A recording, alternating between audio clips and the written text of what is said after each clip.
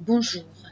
Donc ici, c'est bien l'organisme Formation Pro Reconversion qui vous parle et qui va vous présenter aujourd'hui une autre facette de la reconversion, c'est la création d'entreprise.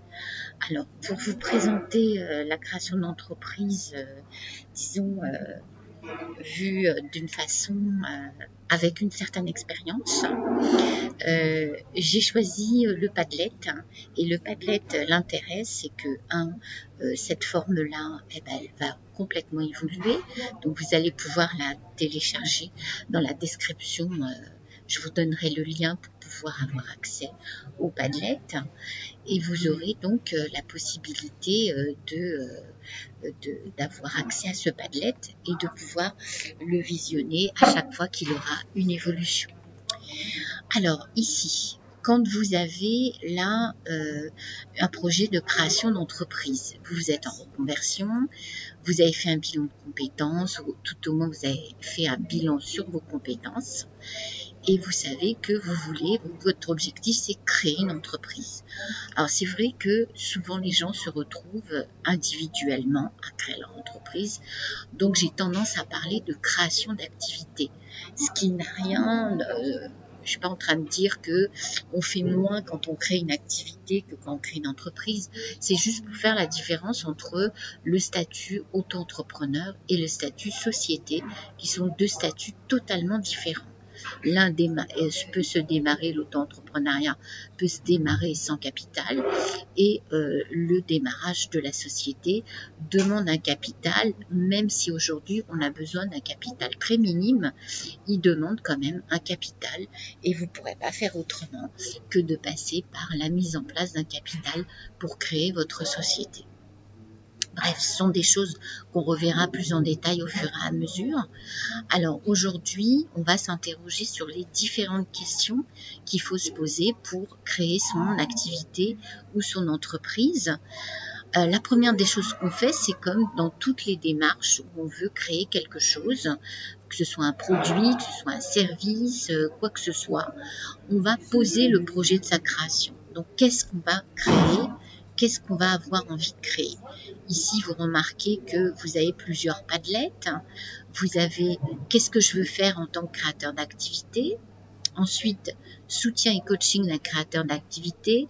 Pourquoi à ce niveau-là, au tout démarrage? Parce que vous pouvez tout à fait vous faire aider pendant votre création d'activité, même dès le démarrage, dès la façon dont vous mettez en place le projet.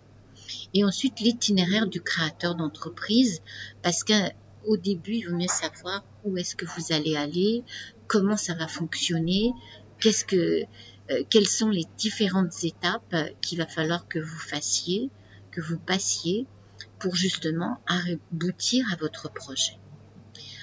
Ensuite, il y a tout ce qui va concerner la santé et le look.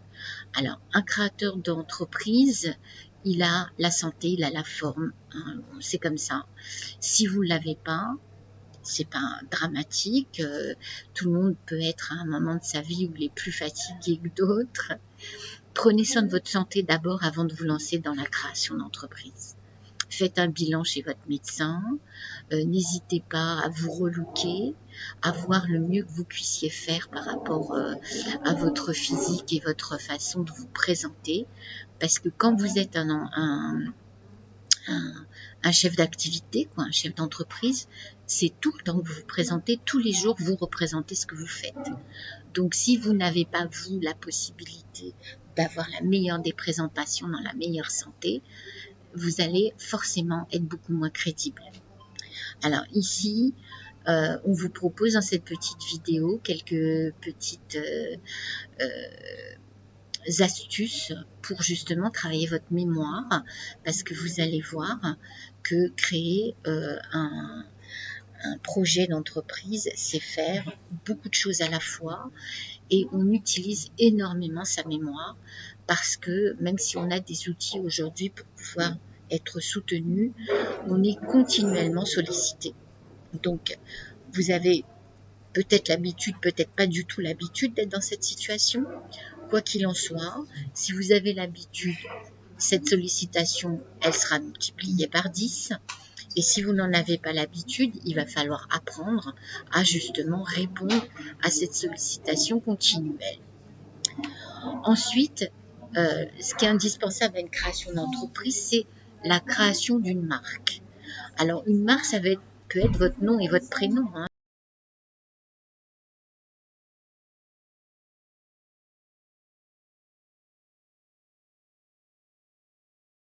C'est pas obligé que vous créez absolument une marque, un logo.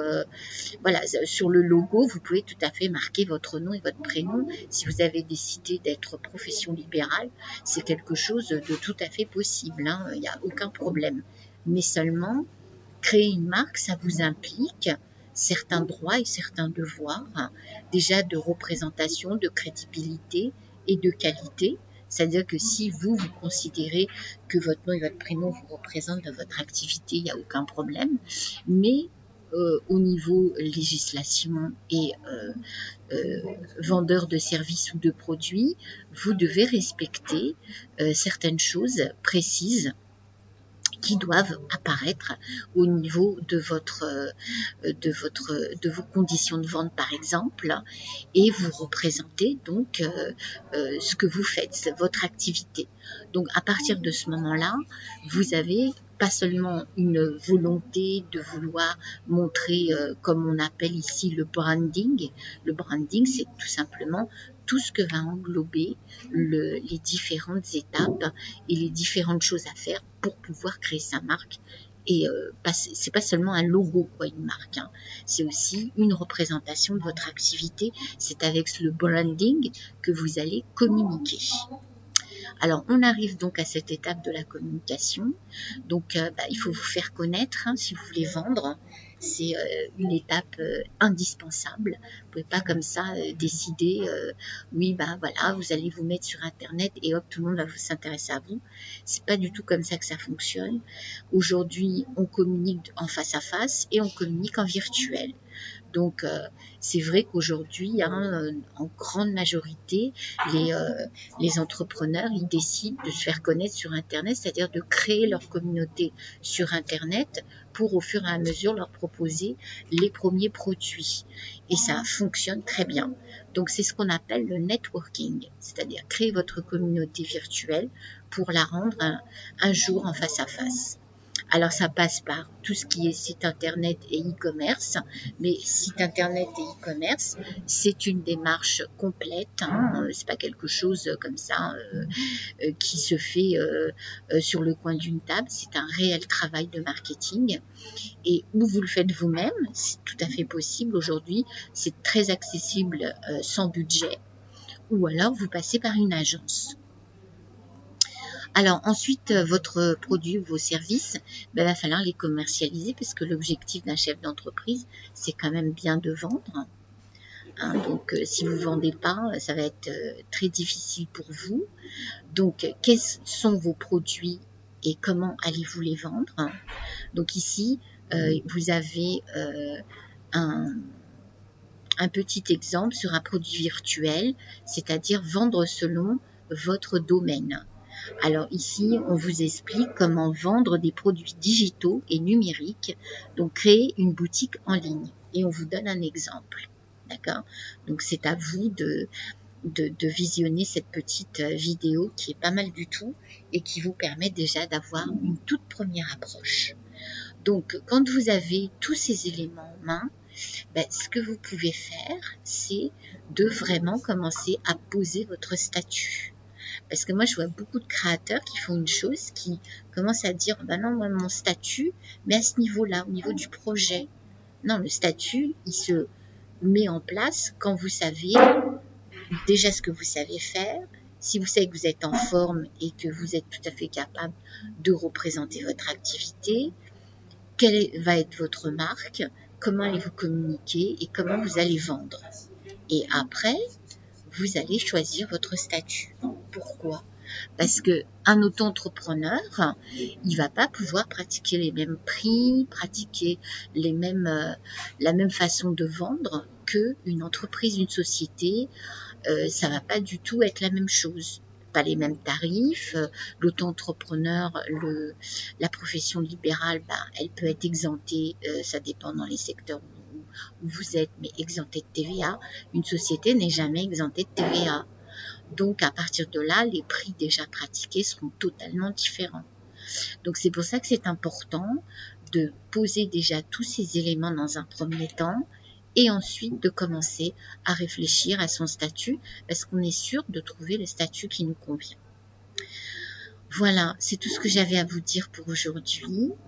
Donc, je vous souhaite une excellente création d'entreprise et évidemment une excellente reconversion de la part de Formation Pro Reconversion.